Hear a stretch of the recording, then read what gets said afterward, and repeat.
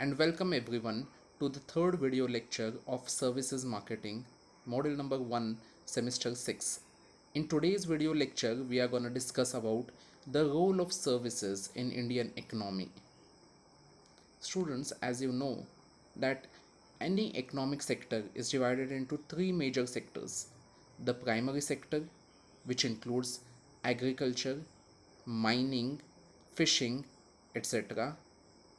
The secondary sector, which includes mainly the production, that includes your factories which converts raw materials into finished goods, and then comes the tertiary sector, which includes the services or the service industry. So your services come under tertiary sector. So what is the role of these services in uh, Indian economy, with special reference to Indian economy? If we see this, we have to understand that earlier services were considered to be part and parcel of goods. That is, you produce a good, you sell the goods, and along with the goods, you give certain peripheral services.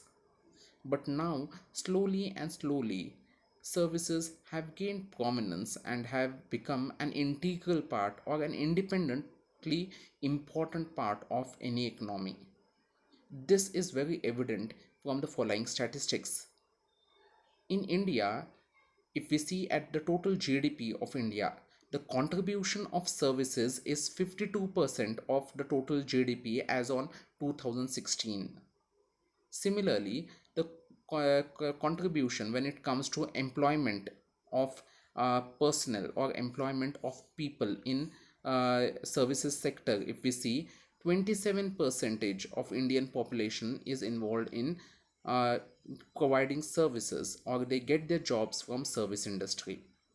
Hence, services become very important for Indian economy. If we look at the following figure, which is taken from the source, that is Doherty Riddle Services Led Growth, from the New York edition of 1986, we see that we have various sectors like the business services, which include mainly consulting, finance, and banking. Then we have trade services, which include retailing, maintenance, and repair. Then we have infrastructure services, which include construction, then communication, transportation. We also have social or personal the services, which includes gymnasium, restaurants, hotels, uh, healthcare like hospitals. And then we have public administration, which includes education and government. If we see all these are interlinked to each other. Without this, none of the sectors, that is primary sector, which includes agriculture mainly and related activities, then the secondary sector, which includes production and related activities, cannot function. We require banks, we require finance, so services are required. We require any other services for primary and secondary uh, sectors to perform, then services are required.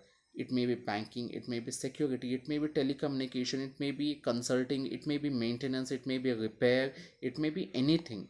So all these are required. If not, then at least government services are required.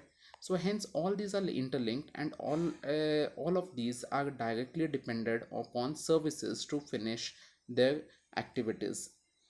If products are to reach the consumers, then transportation is needed. So altogether we see how services have become an integral part of not only the service sector, but also the secondary as well as the primary sectors in the economy, and hence it becomes very important part of an Indian economy. So with this figure we can directly see that all these sectors which are there, that is the business services, sorry,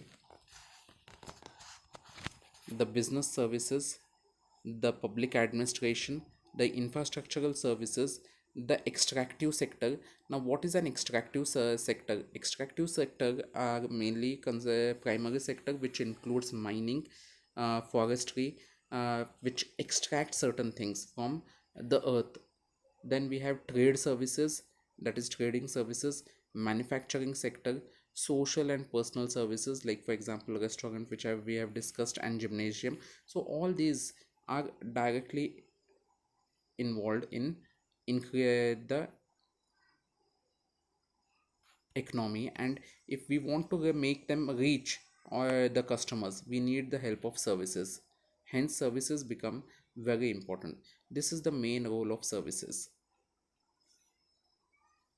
With this, we end today's lecture. I hope you have understood today's lecture. If there are any difficulties, you can always contact us. Also, I'm sending you notes on WhatsApp. You have to write it if you want to write it on the notes, or get print out and read it. If you have any doubts in those notes also, you can always contact us. With this, we end today's lecture.